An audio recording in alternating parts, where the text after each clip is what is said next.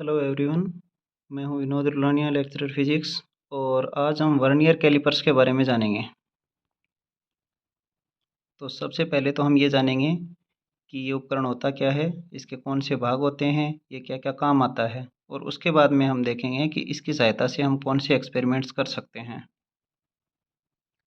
तो vernier callipers जो साधारण स्केल हम काम में लेते हैं, उसका एक ये एडवांस वर्जन है। तो इसके दो पार्ट होते हैं। एक तो इसमें मेन स्केल होती है, जैसे ये नीचे वाली, ये वैसी ही होती है जैसी हमारी साधारण स्केल होती है। जैसे इसमें 12 सेंटीमीटर तक की स्केल बनी हुई है। इसके अलावा इसमें एक वर्नियर स्केल होती है, जो ये ऊपर वाली है, जो मेन स्केल के ऊपर खिसक सकती है। इस वर्नियर स्केल के ऊपर यहाँ 10 डिवीज़न बने होते हैं, यानी 10 छोटे छोटे खाने बने होते हैं। और मुख्य स्केल के ऊपर इस स्केल को खिसकाने के लिए यहाँ एक स्क्रू दिया गया है। इस स्क्रू की सहायता से हम इसको आगे और पीछे खिसका सकते हैं। तो ये वर्नियर काम क्या आता है? तो वर्नियर मुख्य रूप से जैसे वस्तु की विमाएँ ज्ञात करने के लिए, यानी कोई ऑब्जेक्ट हमको दे दिया, उसकी लंबाई, उसकी चौड़ाई, उसकी ऊंचाई, इसकी सहायता से ज्ञात की जा सकती है। दूसरा, अगर किसी वस्तु का मास यानी द्रव्यमान हमको पता है, तो उसकी डेंसिटी यानी घनत्व ज्ञात करने के लिए भी हम वर्नियर का प्रयोग कर सकते हैं। थर्ड, यदि कोई सिलेंड्रिकल ऑब्जेक्ट है, बेलनाकार वस्तु है, जैसे बीकर है, गिलास है, कैलोरीमीटर है, तो उसका व्यास या उसकी गहराई और उसका आयतन ज्ञात करने में भी हम वर्नियर कैलिपर्स का उपयोग कर सकते हैं। अगर कोई गोलाकार यानी स्फेरिकल वस्तु है, तो उसका डायमीटर यानी व्यास ज्ञात करने में भी हम वर्नियर कैलिपर्स का उपयोग कर सकते हैं। वर्नियर का यूज़ करने के लिए सबसे पहली चीज़ जो हमको पता होनी चाहिए, वो है लीस्ट काउंट या अल्पतमांक। अब ये अल्पतमांक होता क्या है? कोई भी उपकरण है, कोई भी इंस्ट्रूमेंट, वो छोटे से छोटा कितना वैल्यू नाप सकता है, वो कहलाता है उस उपकरण का लीस्ट काउंट। जैसे हमारी ये साधारण स्केल है, हम जानते हैं कि साधारण स्केल में छोटे से छोटा ये नाप सकती है 1 मिलीमीटर। ये जो पहला खाना है इसका 1 मिलीमीटर से छोटी दूरी ये नहीं नाप सकती, तो इसका लीस्ट काउंट यानी अल्पतमांक हो गया 1 मिलीमीटर या 0.1 सेंटीमीटर।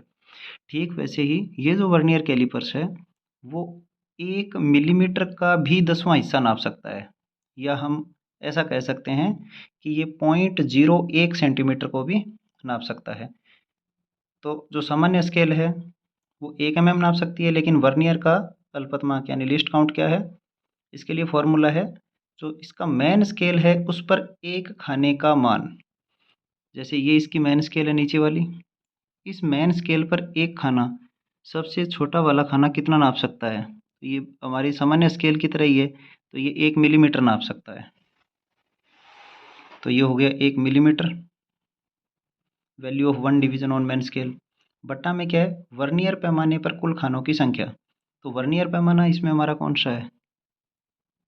ये वाला पैमाना जो खिसकता है, और इसके ऊपर कितने खानों की संख्या है? 10। तो हमारा लिस्ट काउंट क्या हो गया? मुख्य स्केल पर एक खाने का मान 1 mm बट्टा वर्नियर पर कुल खानों की संख्या 10। तो ये हो गया 0.1 मिलीमीटर। अगर हम सेंटीमीटर में ज्ञात करना चाहें, तो 0.1 सेंटीमीटर बट्टा 10, तो ये हो गया 0.01 सेंटीमीटर। इसका मीनिंग ये हो गया कि जो वर्नियर कैलिपर है, वो 0.01 सेंटीमीटर को भी माप सकता है। इतना इसका अल्पतमांक है। नेक्स्ट चीज़ जो हमको ध्यान रखनी है, वो है जीरो एरर या शून्यांक त्रुटि। तो ये त्रुटि या एरर क्या होती है? जो हमारी वर्नियर है, उसकी जो मुख्य स्केल है और वर्नियर स्केल है, उसका अगर जीरो मैच नहीं कर रहा है, इसका मतलब उसके अंदर जीरो एरर है। तो ये कैसे?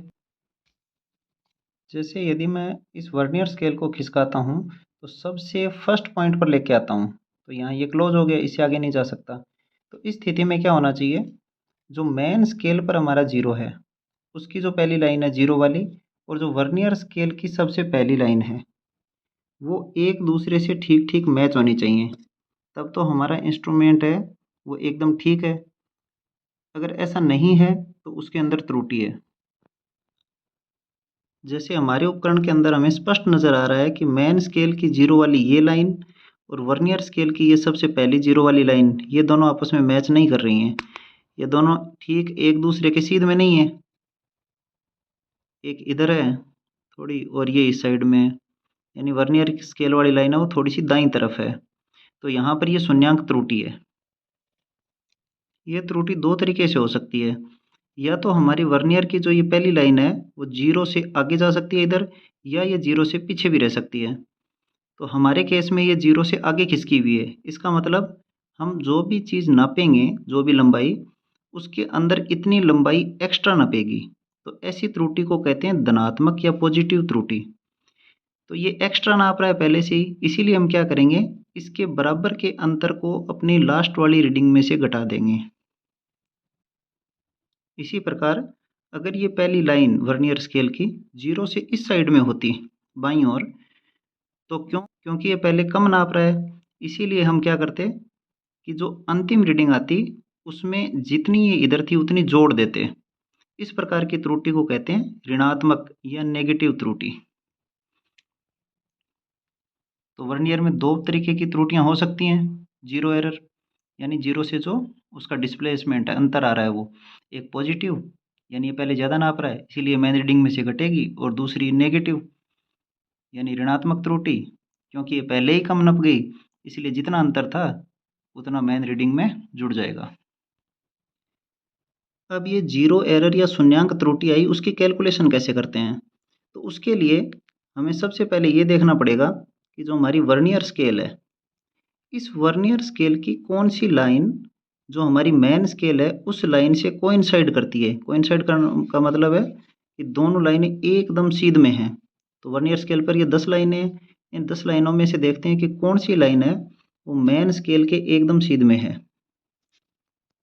तो यहाँ ध्यान से देखने पर अपने को स्पष्ट हो जाता है कि ये जो चौथी लाइन है यहाँ, ये चौथी लाइन लगभग एकदम सीध में आ रही है। इसके अलावा कोई भी लाइन है वो इसके सीध में नहीं है, या थोड़ी दाएं है या थोड़ी बाएं है। तो क्योंकि हमारी फोर्थ लाइन है यहाँ पर, ये लाइन फोर्थ, ये देखेंगे तो वर्नियर और मेन स्केल की लाइन है वो एकदम सीध में है, इसीलिए हमारे यहाँ पर खानों की संख्या हो गई 4। फोर्थ है इसीलिए एन का मान हो गया 4। अब इसकी जीरो एरर यानी शून्यांक त्रुटि की कैलकुलेशन के लिए हम क्या करेंगे, ये जो 4 आई संख्या इसको वर्नियर के अल्पतमांक यानी लिस्ट काउंट से गुणा करेंगे। तो n इंटू एल सी। अब n का मान है हमारे पास 4 और अल्पतमांक आया था 0.01 सेंटीमीटर, इसीलिए इसकी जो एरर हो गई वो कितनी हो गई 0.04 सेंटीमीटर।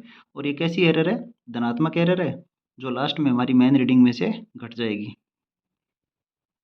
अब यदि वर्नियर के यूज़ की बात करें तो जैसे ये मेरे पास एक घनाभ आकार की वस्तु है, जैसे अपनी बुक होती है, डब्बा होता है, संदूक होता है, वैसे ही। तो इसकी मैं लंबाई, इसकी चौड़ाई, इसकी ऊंचाई, ये तीनों इस वर्नियर की सहायता से ज्ञात कर सकता हूँ। ठीक इसी प्रकार से ये हमारे पास एक सिलेंडर आकार की वस्तु है, जैसे हमारे पास सामान्य ग्लास होता है या बीकर होता है। तो इससे मैं इसका आंतरिक व्यास ज्ञात कर सकता हूँ, इसका बाहर का व्यास ज्ञात कर सकता हूँ, इसकी गहराई ज्ञात कर सकता हूँ, इसका आयतन ज्ञात कर सकता हूँ। इसी प्रकार इसका भी, ये भी सिलेंडर जैसी आकृति है, इसका आंतरिक व्यास ज्ञात कर सकते हैं। ये जो गोलाकार आकृति है, इस गोले का डायमीटर यानी इसका व्यास ज्ञात कर सकते हैं। इस गोले का अगर द्रव्यमान हमें पता है तो इसका घनत्व भी वर्नियर की सहायता से ज्ञात किया जा सकता है। तो ये हो गया हमारा वर्नियर का सामान्य परिचय। इसके बाद में हम वर्नियर की सहायता से जो जो एक्सपेरिमेंट किए जा सकते हैं वो करके देखेंगे। ऐसे ही और यूज़फुल वीडियो देखने के लिए चैनल को सब्सक्राइब कीजिए, वीडियो को लाइक और शेयर कीजिए। Thank you.